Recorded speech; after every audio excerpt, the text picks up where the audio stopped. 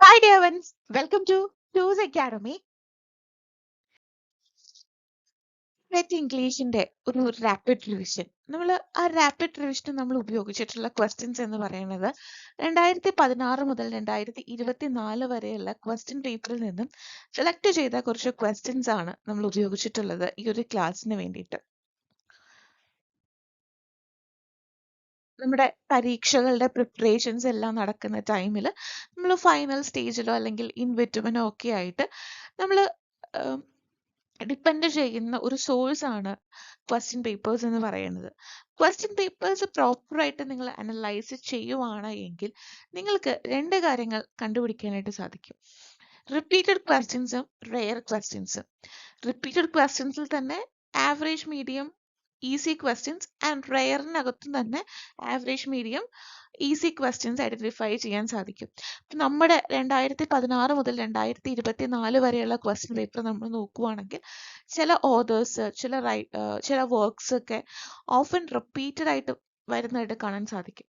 അപ്പം നമുക്ക് അത് കൃത്യമായിട്ട് പഠിക്കാനും പ്രിപ്പയർ ചെയ്യാനും ഒക്കെ സാധിക്കുന്നതായിരിക്കും. പിന്നെ കുറച്ച് റെയർ ഏരിയാസ്, ഓക്കെ, ചില കാര്യങ്ങൾ ഇങ്ങനെയും റെയർ ആയിട്ട് വരുന്നുണ്ട്, നമ്മൾ അൺഎക്സ്പെക്റ്റഡ് ആയിട്ട് നമ്മൾ എക്സ്പെക്ട് ചെയ്യാത്ത രീതിക്കുള്ള ക്വസ്റ്റ്യൻസും വരുന്നുണ്ട്. നമുക്ക് ഐഡന്റിഫൈ ചെയ്യാനും നമ്മുടെ പ്രിപ്പറേഷൻസ് കുറച്ചും കൂടെ പെർഫെക്റ്റ് ആയിട്ട് കൊണ്ടുപോകാനും നമുക്ക് സാധിക്കുന്നതായിരിക്കും.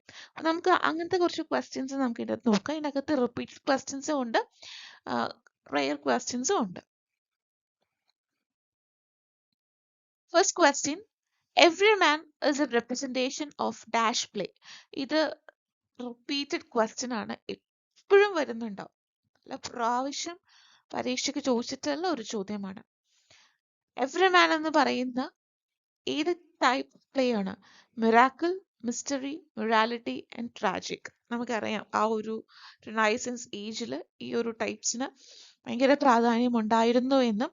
ആൻഡ് എവ്രി മാൻ എന്ന് പറയുന്നതിന്റെ ആൻസർ വരുന്നത് മൊറാലിറ്റി പ്ലേ ആണ്. മൊറാലിറ്റി പ്ലേ എന്നാൽ അലഗോറിക്കൽ ഡ്രാമയാണ്, അല്ലെ? യൂറോപ്പിൽ especially 15th and 16th centuries, നമ്മുടെ റിനൈസൻസ് ഏജിൽ പോപ്പുലർ ആയിരുന്ന ഒരു അലഗോറിക്കൽ ഡ്രാമയാണ് മൊറാലിറ്റി പ്ലേ എന്ന് പറയുന്നത്. ഇതിനകത്ത് വരുന്നത് ക്യാരക്ടേഴ്സ് പേഴ്സിഫൈ മോറൽ ക്വാളിറ്റീസ് ആണ്. ചാരിറ്റി, വൈസ്, അങ്ങനത്തെ മോറൽ ലെസൺസ് അല്ലെങ്കിൽ മോറൽ വാല്യൂസ് ഒക്കെ പഠിപ്പിക്കാൻ വേണ്ടിയിട്ട് എഴുതിയിരുന്ന ഒരു ടൈപ്പ് പ്ലേ ആണ് മൊറാലിറ്റി പ്ലേ എന്ന് പറയുന്നത്. ക്ലിയർ ആയോ?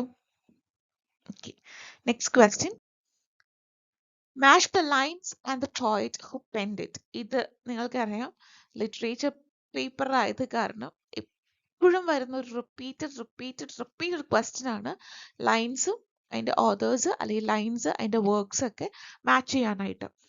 അപ്പൊ ഇതിനകത്ത് തന്നെ പല ലൈൻസ് സിംഗിൾ ക്വസ്റ്റ്യൻ ആയിട്ടൊക്കെ വന്നിട്ടുമുണ്ട്. For God's sake, hold your tongue and let me love. അത് ആരുടെ ലൈനാണ്? കാനണൈസേഷനിലെ ജോൺ ഡണ്ണിന്റെ ലൈനാണത്. Had we but world enough and time. Andrew Marvell. Happy those days, Henry Vaughan. I have often wished to love what I shall do, Abraham Cowley. The right answer is C.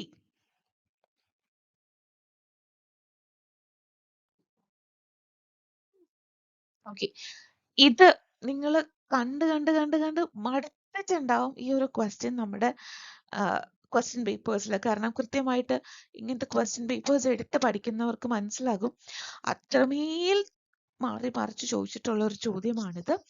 Lytton Strachey wrote a collection of biographical sketches titled dash. ഏതാണ് Lytton Strachey എന്ന് പറയുന്നത്? നമ്മുടെ he was one of the founding member of Bloomsbury Group. അതേപോലെ അദ്ദേഹത്തിനെ famous ആക്കിയത് അദ്ദേഹത്തിന്റെ ഒരൊറ്റ വർക്കാണ്, അത് എമിനന്റ് വിക്ടോറിയൻസ് ആണ്.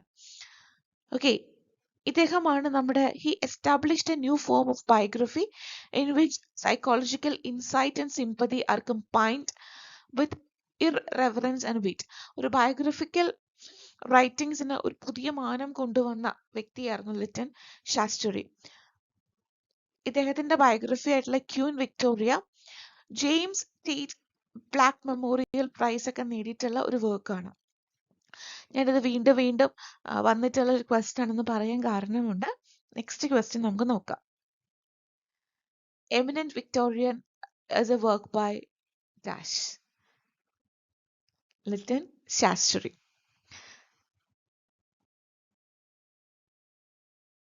ഇതിങ്ങനെ മാറി മാറി വന്നിട്ടുണ്ട് കേട്ടോ. എമിനന്റ് വിക്ടോറിയൻസ് എന്ന് പറയുന്നത് ലിറ്റൻ ശാസ്ത്രിയുടെ ഒരു വർക്കാണ്. 1918 1918 ഈ ഒരു ബുക്ക് ആദ്യമായിട്ട് പബ്ലിഷ് ചെയ്യപ്പെടുന്നത്. ഇതിനകത്ത് 4 ലീഡിംഗ് ഫിഗേഴ്സിന്റെ, വിക്ടോറിയൻ എറയിലെ 4 ലീഡിംഗ് ഫിഗേഴ്സിന്റെ ബയോഗ്രഫീസ് ആണ് ഇതിനകത്ത് വന്നിട്ടുള്ളത്. അപ്പൊ നമുക്ക് അടുത്ത ക്വസ്റ്റ്യൻ ഇങ്ങനെ നോക്കിയിട്ട് ബാക്കി എക്സ്പ്ലനേഷൻ പറയാം. Okay. Eminent Victorians by Lytton Strachey includes a portrait of dash. നമ്മൾ പറഞ്ഞു വിക്ടോറിയൻ എറയിലെ 4 പ്രധാനപ്പെട്ട ആളുകളെ ബയോഗ്രഫീസ് ആണ് ഇതിനകത്ത് വന്നിട്ടുള്ളതെന്നും അതിനെ ബേസ് ചെയ്തിട്ടാണ് അടുത്ത ഒരു വർഷത്തെ ക്വസ്റ്റ്യൻ പേപ്പറിൽ ചോദ്യം വന്നിട്ടുള്ളത്. Cardinal Manning, Florence Nightingale, Thomas Arnold, G C. Gordon, ഇവരാണ് ഈ 4 പേരെന്ന് പറയുന്നത്. അപ്പോൾ തന്നിട്ടുള്ള ഓപ്ഷൻസ് വെച്ച് നോക്കുവാണെങ്കിൽ 4 പേരിൽ തന്നിട്ടുള്ളതിൽ ഫ്ലോറൻസ് നൈറ്റിംഗേൽ ആണ് നമ്മുടെ റൈറ്റ് ആൻസർ ആയിട്ട് വരുന്നത്. ഇതും മറ്റൊരു വർഷത്തെ ക്വസ്റ്റ്യൻ പേപ്പർ ആണ്.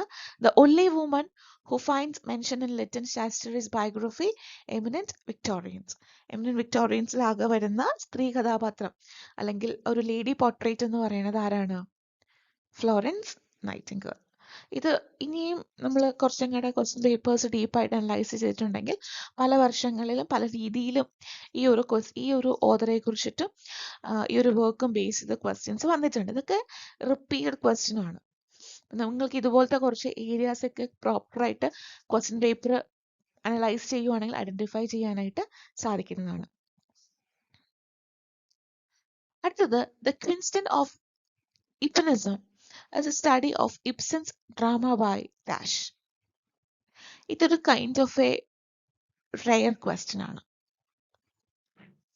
എന്തുകൊണ്ട് ഇതൊരു റെയർ ക്വസ്റ്റ്യൻ ആയി എന്നാൽ നമ്മൾ ഇപ്പൊ ഇബ്സന്റെ ആണെങ്കിലും ഇബ്സന്റെ വർക്ക്സ് ഒക്കെ നമ്മൾ നോക്കിയിട്ട് പോവാറുണ്ട്. ഓപ്ഷൻസിൽ കൊടുത്തേക്കുന്ന Bernard Shaw, John Ruskin, Matthew Arnold, Oscar Wilde ഇവരുടെയൊക്കെ വർക്ക്സും അത്യാവശ്യം ഫേമസ് ആയിട്ടുള്ള ഇവരുടെ ക്രിറ്റിസിസം റിലേറ്റഡ് ആയിട്ടുള്ള മാത്യു ആർണൽഡിന്റെ ഒക്കെയാണ് നമ്മൾ നോക്കിയിട്ട് പോയിട്ടുണ്ടാവും. പക്ഷെ ഈ ഒരു വർക്ക് നമുക്ക് അത്ര ഫെമിലർ ആയിട്ടുള്ള ഒരു വർക്ക് അല്ല. പക്ഷെ ഇങ്ങനത്തെ ക്വസ്റ്റ്യൻസ് നമുക്ക് എക്സ്പെക്ട് ചെയ്യാവുന്നതാണ്. ഇത് ഒരു എസ്സേ ആണ്. ഇതിനകത്ത് നമ്മുടെ നൊവീരിയൻ റൈറ്റർ ആയിട്ടുള്ള ഹെൻറിക് ഇബ്സന്റെ വർക്ക്സിനെ കുറിച്ചിട്ടുള്ള ഒരു എക്സ്റ്റെൻഡഡ് അനാലിസിസ് ആണ് ഇതിനകത്ത് കാണിക്കുന്നത്. അതായത് ഇതിന്റെ റൈറ്റർ എന്ന് പറയുന്നത് ക്വസ്റ്റ്യൻ വന്നിട്ടുള്ള ഇതിന്റെ റൈറ്റർ ആരാണെന്നാണ്. ഇതിന്റെ റൈറ്റർ എന്ന് പറയുന്നത് ബെർണാഡ് ഷോ ആണ് ഇതിന്റെ റൈറ്റർ ആയിട്ട് വന്നിട്ടുള്ളത്. ബെർണാഡ് ഷോ ഇതിനകത്ത് ഉപയോഗിക്കുന്നത് വെച്ചിട്ടുണ്ടെങ്കിൽ ഇബ്സനിസം അല്ലെങ്കിൽ ഈ പറയുന്ന എക്സ്പോസിഷൻ ഓഫ് ഇബ്സനിസം, അതായത് അദ്ദേഹം ഈ ഒരു കാര്യം ഉപയോഗിക്കുന്നത് അല്ലെങ്കിൽ അന്നത്തെ ഈ നമ്മുടെ ഹെൻറി ഇബ്സന്റെ വർക്ക്സ് അനലൈസ് ചെയ്യുന്നത് തന്നെ അന്നത്തെ ബ്രിട്ടീഷ് സൊസൈറ്റിയുടെ ഇൻപെർഫെക്ഷൻസും അന്നത്തെ കാര്യങ്ങളൊക്കെ എക്സ്പ്ലെയിൻ ചെയ്യാൻ വേണ്ടിയിട്ടാണ് ഇദ്ദേഹം ഈ ഒരു ഇബ്സന്റെ വർക്ക്സിനെ കുറിച്ചിട്ടുള്ള ഒരു എക്സ്റ്റെൻഡഡ് അനാലിസിസ് എസ്സേ പ്രിപ്പയർ ചെയ്തിട്ടുള്ളത്. Adolf Fugard as a dash.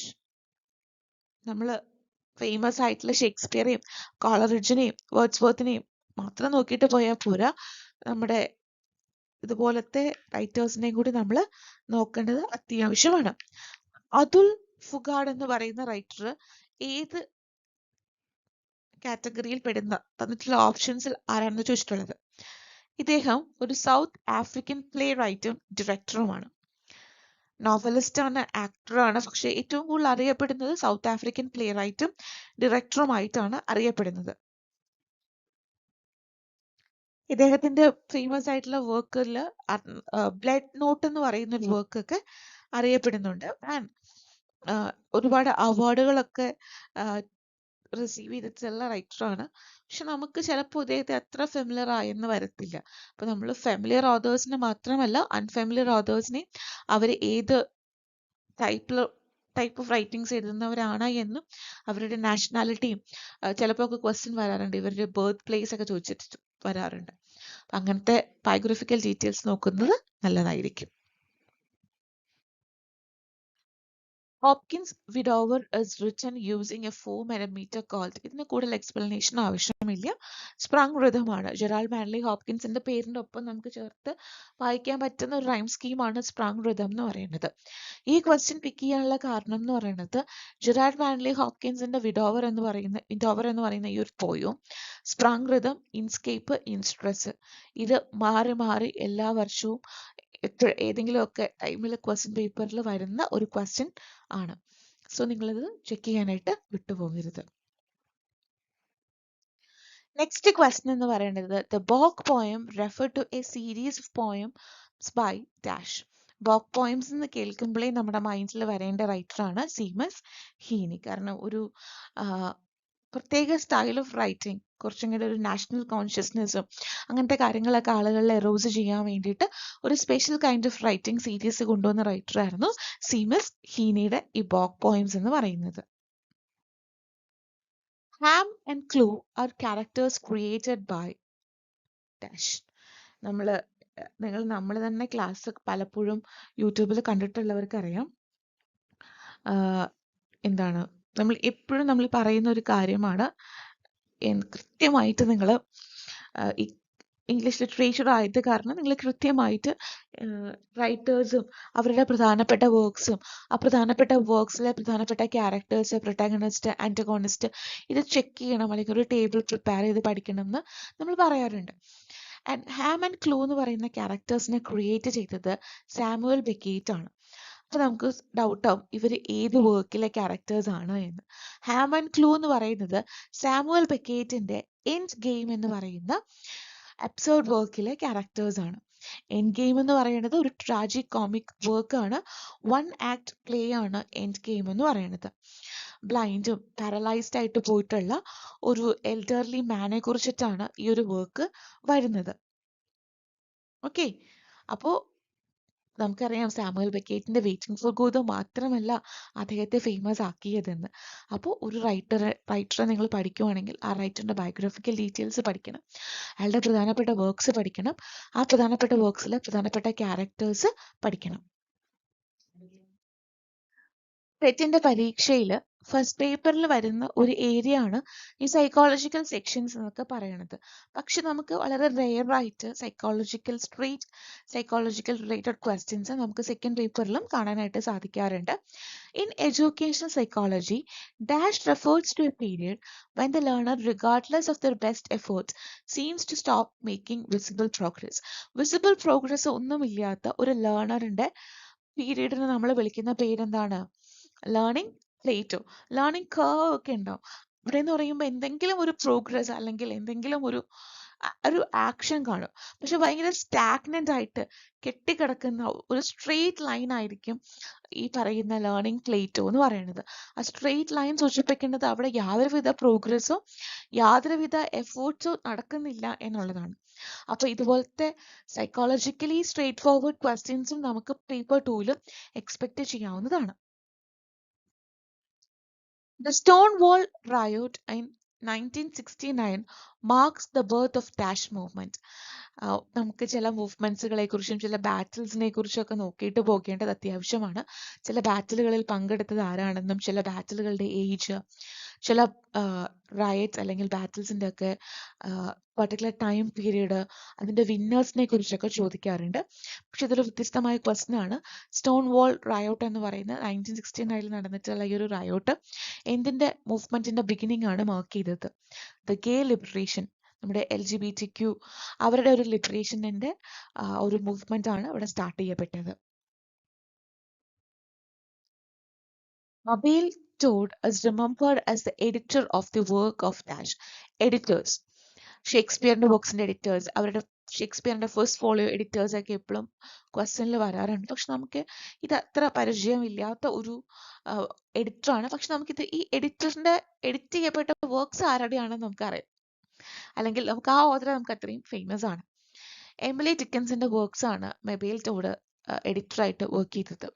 അപ്പോൾ ഇതുപോലെ ഓരോ റൈറ്റേഴ്സിൻ്റെയും ബയോഗ്രഫിക്കൽ ഡീറ്റെയിൽസിന് എത്രത്തോളം ഇമ്പോർട്ടൻസ് ഉണ്ട് എന്ന് നിങ്ങൾക്ക് മനസ്സിലായിട്ടുണ്ടാവും. കാരണം നമ്മൾ കണ്ടിട്ട് പോകുന്ന പല ക്വസ്റ്റ്യൻസിലും പല റൈറ്റേഴ്സിലും അവരുടെ ബയോഗ്രഫിക്കൽ ഡീറ്റെയിൽസിന് ഒരുപാട് പ്രാധാന്യം കിട്ടി പോകുന്നതായിട്ട് നമുക്ക് കാണാൻ സാധിക്കുന്നതാണ്. ഓഥർ ഓഫ് വേവർലി നോവൽസ് എപ്പോഴും റിപ്പീറ്റ് ചെയ്ത് വരുന്ന ഒരു ക്വസ്റ്റ്യൻ ആണ്. സോ വാൾട്ടർ സ്കൗട്ടിൻ്റെയാണ് Waverley novels. The distinction between fabula and sujet is made in dash. Russian ഫോർമുലിസ്റ്റിലെ രണ്ട് കൺസെപ്റ്റുകളാണ് ഈ ഫാബുല ആൻഡ് സ്വിജറ്റ് എന്ന് പറയുന്ന ഈ ഒരു കൺസെപ്റ്റുകൾ.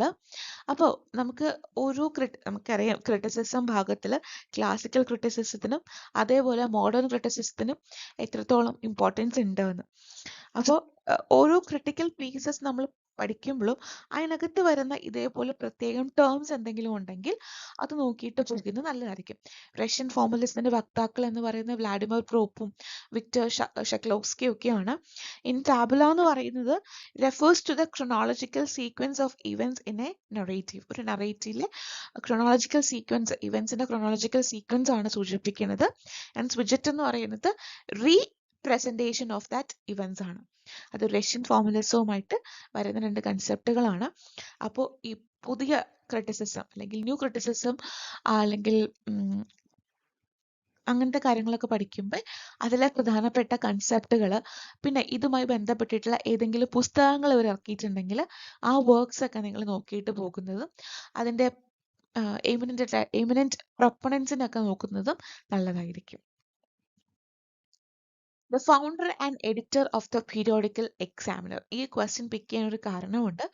പീരിയോഡിക്കൽസ് ഇംഗ്ലീഷ് ലിറ്ററേച്ചറിൽ ഭയങ്കര ഇമ്പോർട്ടൻ്റ് ആയിട്ടുള്ള ഒരു ഏരിയ ആണ് പീരിയോഡിക്കൽസ് എന്ന് പറയുന്നത്. പീരിയോഡിക്കൽസിനെ കുറിച്ച് ടി.എസ്. എലിയറ്റിന്റെ പീരിയോഡിക്കൽസ് അല്ലെങ്കിൽ ടി.എസ്. എലിയറ്റ് എഡിറ്റ് ചെയ്ത പീരിയോഡിക്കൽസ്, അങ്ങനെ മൂവ്മെന്റ് പോയിറ്റ്സ് സ്റ്റാർട്ട് ചെയ്ത പീരിയോഡിക്കൽസ്, അങ്ങനെയൊക്കെ ക്വസ്റ്റ്യൻ വരാറുണ്ട്. പ്രീ റാഫലൈറ്റ് ഗ്രൂപ്പ്സിന്റെ പീരിയോഡിക്കൽസിന്റെ പേര്, ഇപ്പോൾ ടാറ്റ്ലർ ആൻഡ് സ്പെക്ടേറ്റർ, അഡിസന്റെയും റിച്ചാർഡ് സ്റ്റീലിന്റെയും പീരിയോഡിക്കൽസ് ആണ്. ഇതിനെക്കുറിച്ച് അതിൻ്റെ ഒരു എൻ ലിവൻ്റെ മോർട്ടാലിറ്റി എന്നൊക്കെ പറയുന്നത് പോലെ അതിൻ്റെ ഒരു ടാഗ് ലൈൻ ക്വസ്റ്റ്യൻ വരാറുണ്ട്. അപ്പോൾ പീരിയോഡിക്കൽസിന്റെ ബേസ് ചെയ്തിട്ടുള്ള ക്വസ്റ്റ്യൻസ് എപ്പോഴും നിങ്ങൾക്ക് സെറ്റിന്റെ പരീക്ഷയിൽ കാണാൻ സാധിക്കുന്നതാണ്. ഇത് ആ ഒരു ക്വസ്റ്റ്യൻ ഒരു എക്സാമ്പിൾ മാത്രമാണ്. The founder and editor of the periodical the Examiner Leigh Hunt ആണ്. ഓക്കെ, നമ്മൾ സെലക്ട് ചെയ്ത കുറച്ച് ക്വസ്റ്റ്യൻസിൽ നിന്നും നിങ്ങൾക്ക് കുറച്ച് ഇമ്പോർട്ടൻസ് ഏരിയാസും പ്രിപ്പറേഷൻസും ഒക്കെ എങ്ങനെ കൊണ്ടുപോകണം എന്ന് മനസ്സിലായി എന്ന് വിശ്വസിക്കുന്നു. Thank you.